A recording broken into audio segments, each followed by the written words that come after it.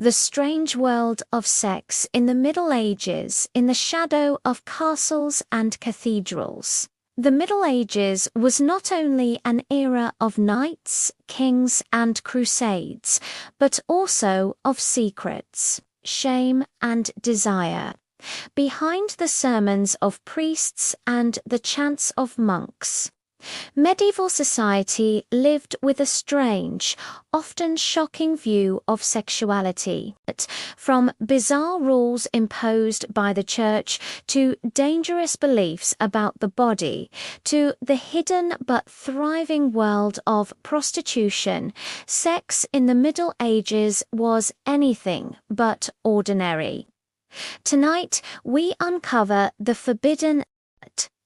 The Church's control over desire. The Catholic Church sought to control every aspect of life, including what happened in the bedroom. Couples were forbidden to have sex on Sundays, feast days, Lent, Advent, and even during certain phases of the moon. When counted, nearly half the year was off limits. The only acceptable position was missionary.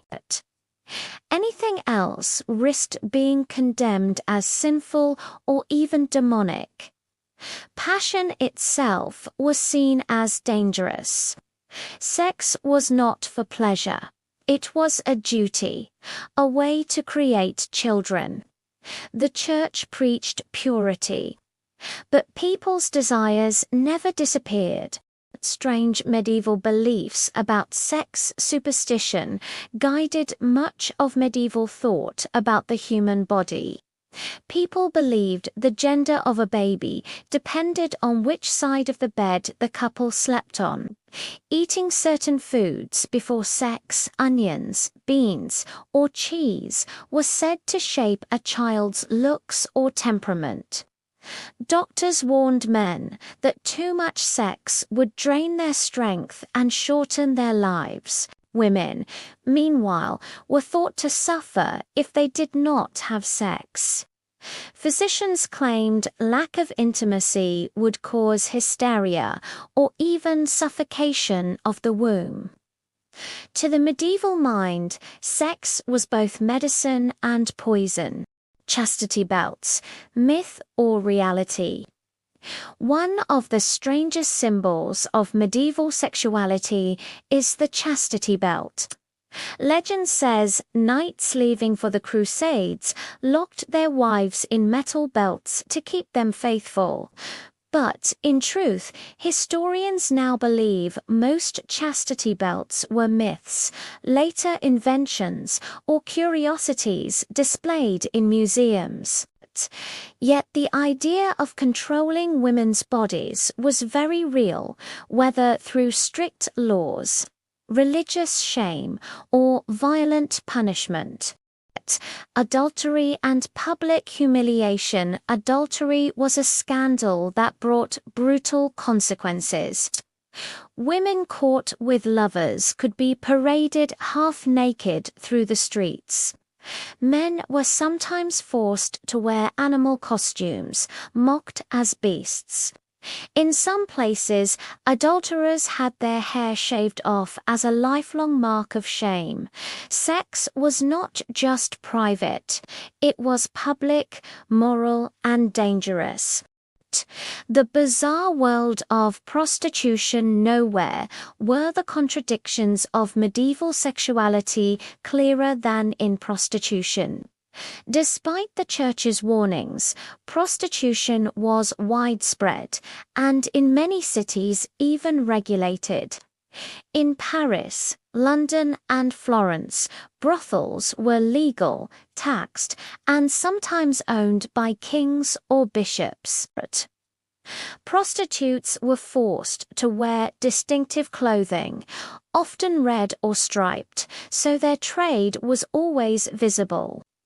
For many poor women, prostitution was the only way to survive, but it was dangerous. Prostitutes could be beaten, jailed, or blamed for spreading disease and sin, and yet society tolerated them. Medieval writers argued that without prostitutes, men's lust would tear society apart. As one medieval saying went, "Remove prostitutes from the world, and you will unsettle everything with lust." Medicine, magic, and sex. Sex was also tied to medicine and magic. Doctors sometimes prescribed intercourse as a cure for sadness or infertility.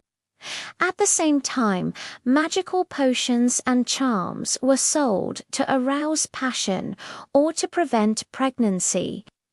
Women accused of using these remedies risked being branded as witches.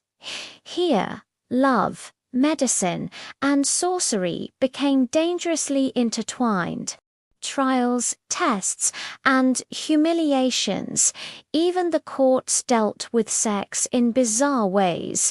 If a man was accused of impotence, he might be forced to prove himself in front of witnesses, or even his wife. Trials for sexual crimes could result in brutal punishments, castration, whipping, or public execution. In some cases, even animals were dragged into court and executed for sins of the flesh. Medieval justice was as strange as it was cruel. Extra curiosities about medieval sex. Before we end, let us uncover even more curiosities, the hidden details that reveal just how strange medieval sexuality could be. Priests and secret families, though required to remain celibate, many priests kept mistresses or fathered children. In some towns, this was quietly tolerated. Courtly love. Knights often wrote passionate poems for noble ladies, usually married. Literature celebrated these affairs as pure and noble, even when they were not. Carnivals of desire. During festivals, rules vanished. Erotic songs, obscene plays, and mock marriages entertained the crowds, offering a taste of freedom. At the Congress of the Cow, men accused of bestiality were executed in horrifying ways, often tied to the very animal, which was also killed as if guilty. Strange remedies for impotence, from rubbing herbs on the body to eating roasted wolf genitals mixed with wine. Desperate men tried anything. Virginity tests. Brides were sometimes forced to undergo humiliating inspections, or to present blood-stained sheets after the wedding night. Erotic margins in holy books. Even monks could not resist temptation. In some manuscripts, scribes secretly sketched erotic images in the margins of sacred texts. The Middle Ages was an era of contradictions. It preached purity and obedience, but lived with lust, superstition, and hypocrisy. Sex was feared and punished, yet also sold, celebrated, and secretly desired. It was medicine and sin, shame and survival, temptation and control. So the next time you imagine the Middle Ages, don't just think of knights in armor or kings on thrones. Remember the hidden world, the forbidden, the bizarre, and the intimate secrets that history tried to hide. Conclusion: the Middle Ages was an era of contradictions. It preached purity and obedience, but lived with lust, superstition, and hypocrisy. Sex was feared and punished, yet also sold, celebrated, and secretly desired. It was medicine and sin, shame and survival, temptation and control. So the next time you imagine the Middle Ages, don't just think of knights in armor or kings on thrones. Remember the hidden world, the forbidden, the bizarre, and the intimate secrets that history tried to hide. History is full of secrets waiting to be uncovered. If you enjoyed this journey into the hidden world of the Middle Ages, don't forget to like this video, subscribe to the channel, and ring the bell so you never miss the mysteries of the past. Until next time.